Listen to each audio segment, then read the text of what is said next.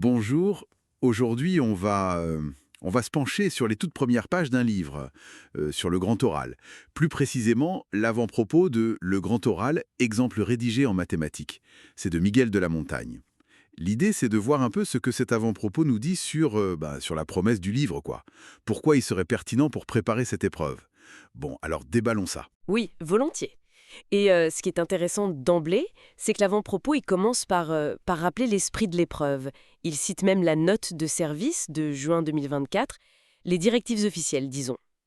L'objectif, c'est bien ça, montrer qu'on sait parler clairement, convaincre, et surtout utiliser ce qu'on sait, ses connaissances, pour construire un raisonnement.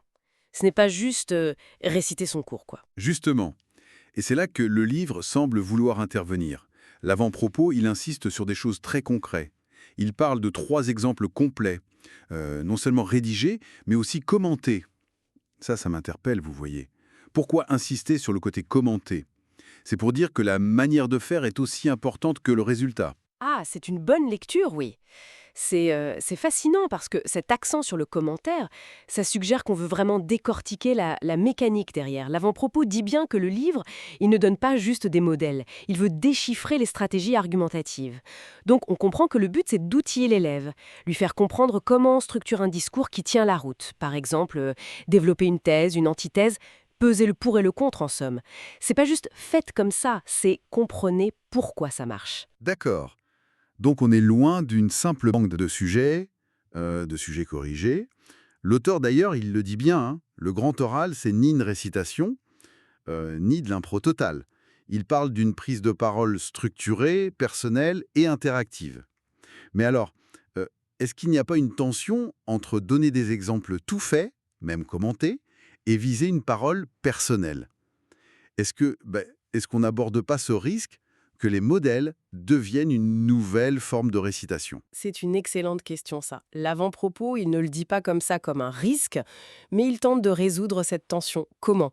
En présentant les outils, les modèles, les analyses, l'aide à l'organisation comme un tremplin, en fait. Un tremplin vers l'autonomie. L'idée derrière, ça semble être, si tu maîtrises la structure, les techniques, grâce à des exemples clairs, bah, tu gagnes en confiance. Et après, tu peux y mettre ta propre touche, ta réflexion, faire le lien entre les maths et le monde réel, comme le demande l'épreuve. On parle d'accompagnement progressif. D'accord, je vois. Un peu comme maîtriser les règles pour mieux s'en affranchir quelque part. L'avant-propos, il dit aussi que le livre, ce n'est pas que pour les élèves. Il s'adresse aussi aux enseignants, profs de maths ou pas d'ailleurs. Comment est-ce que ces exemples commentés peuvent aider un prof qui n'est pas forcément un matheux à accompagner un élève? Ben justement, parce que ça explique la démarche. Le commentaire, il rend la logique de l'argumentation transparente. Un enseignant, même s'il n'est pas spécialiste de la matière, il peut voir comment les connaissances sont utilisées pour répondre à la question. Et ça, c'est cohérent avec le jury, hein, c'est rappelé dans le texte. Deux profs de spécialité différents. Du coup, l'évaluation, elle porte autant sur le fond que sur la forme, la clarté de l'oral. Ah, et il y a aussi une mention pour l'inclusivité, un support adapté pour les élèves avec aménagement. C'est noté. Ok. Si on devait résumer un peu la promesse là, telle qu'elle ressort de ce texte, c'est quoi les mots-clés? Alors l'auteur utilise méthodique, progressif et rigoureux. Il dit que c'est en parfaite cohérence avec les objectifs officiels de 2024. En fait, si on prend un peu de recul, cet avant-propos, il positionne vraiment le livre comme une réponse très ciblée, presque chirurgicale quoi. Une réponse à la demande de l'institution et sans doute aussi aux angoisses des élèves face à cet oral. Le message, c'est voilà une méthode fiable. Le but final, donc, c'est d'armer l'élève pour transformer ses connaissances en une parole convaincante et le rassurer, j'imagine. Exactement. Tout l'argumentaire de cet avant-propos mène à cette double promesse, être efficace pour l'examen et coller aux attentes officielles. C'est un discours très très orienté performance, dans le cadre de cette épreuve précise. Bon, alors, qu'est-ce qu'on retient de cette exploration rapide? Cet avant-propos, il nous dépeint un guide pensé comme une boîte à outils très structurée. Le but, c'est de décoder ce qu'on attend en grand oral de maths et de donner une méthode, un pas à pas, avec cette idée que maîtriser la technique argumentative, ça va libérer la parole personnelle. C'est tout à fait ça. Et ça ouvre une réflexion intéressante, je trouve, qui dépasse le livre lui-même. Une interrogation qui me reste là, après avoir lu ça.